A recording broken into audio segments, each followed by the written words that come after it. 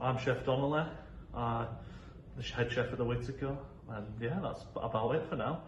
I'm self-taught, so I started at my uncle's restaurant when I was 14, and then I've just grown from there. Worked in Michelin stars, Rosette kitchens, worked abroad in France and Italy. Any particular places you work for which are like standouts? So I worked at Manor for 3 months. I did a stage there, which means you work for free and you learn under the best chefs in the world.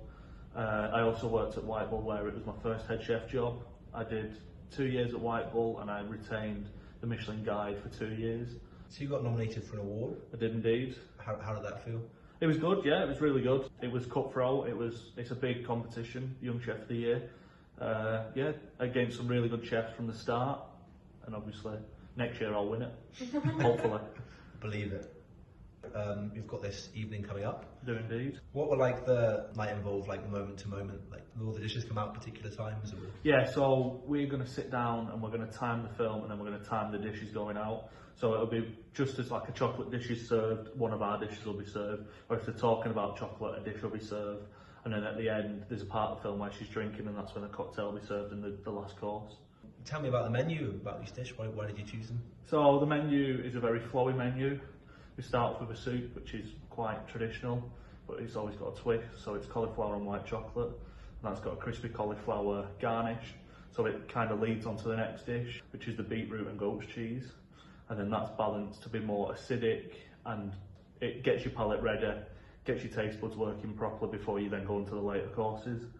The third course is the aubergine dish, which is aubergine that's marinated in loads of different spices, more Moroccan spices, and then you've got the polenta, which has got white chocolate in there, which is the chocolate part of the dish, and then you've got parmesan, everything to make it taste nice, cream, nice and thick, nice and filling. Was there a meat option for the main as well? So the meat is going to be a slow braised beef, and then that'll be shredded, and then it'll be rolled, so it's kind of the same shape as the aubergine. And then that'll also have all the Moroccan spices in there as well. It just depends if you're vegetarian or not. Your fourth course is it's a pasta dish, ravioli filled with white chocolate, ricotta, parmesan again, just to give it that nice salty flavour, and then it's fried off instead of being boiled.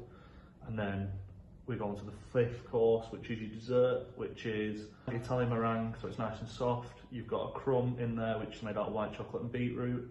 You've also got the mousse, which is very dark chocolate with salt in there to balance it out.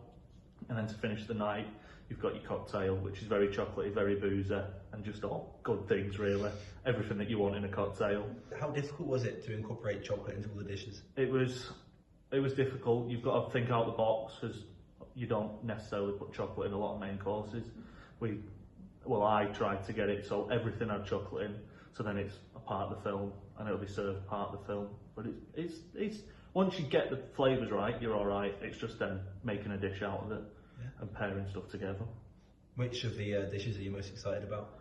I think the beetroot dish is the most exciting dish on there, because it's got so many different components, and it's just indulgence, goat's cheese mousse, everything, just to get you ready for a decent meal and a good film. So a bit more about the event itself. Yeah. Why should people come?